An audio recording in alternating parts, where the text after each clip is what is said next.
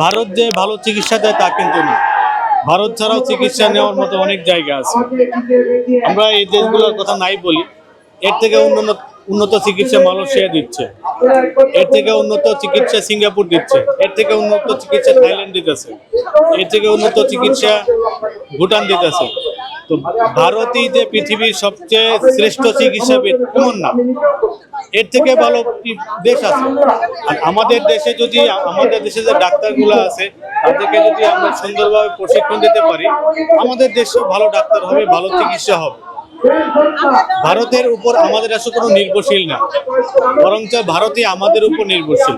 আমরা যদি আজকে দেখেন যে ভারত যে বলতেছে যে তারা পেঁয়াজ খাওয়ায়, তারা এটা খাওয়ায়, সেটা খাওয়ায়, আগস্টের পরে তারা চিকিৎসা বন্ধ করে তারা নিজেরাই মারা যায়, নিজেরাই আন্দোলন করে যে আবার খুলে দাও, আবার খুলে দাও।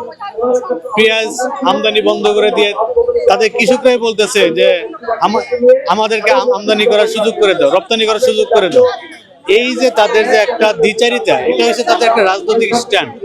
আসলে ভারত বিষয়টা হচ্ছে কি যে বলিউড সিনেমা যেমন দেখতে যেমন অনেক ফুটফুল্ল লাগে, সবকিছু ধ্বংস করে দেয়, নিজেরা নায়ক সাজে, বাস্তবে আসলে ওরা নায়ক না, এরা হচ্ছে একটা বিড়াল, ওরা হচ্ছে নিকৃষ্ট জাতীয়। ওরা নিজেরা বলে যে আমরা সবকিছু করতে পারি, আসলে ওরা কিছুই করতে পারে না।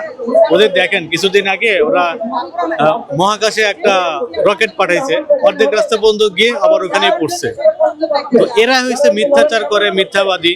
এদের আসলে কোনো কিছু মানে করার মতো কোনো সক্ষমতা নাই। এরা একটু মুখের একটা ফাপড়। ওই যেটা বললাম যে বলিউড সিনেমা দেখতে অনেক নায়করা ডুসুম ডুসুম করে সবকিছুই তারা কি মানে নিজেদেরকে হিরো মনে করে, আসলে বাস্তবে তারা হিরো না, বাস্তবে হয়েছে একটা বিড়াল।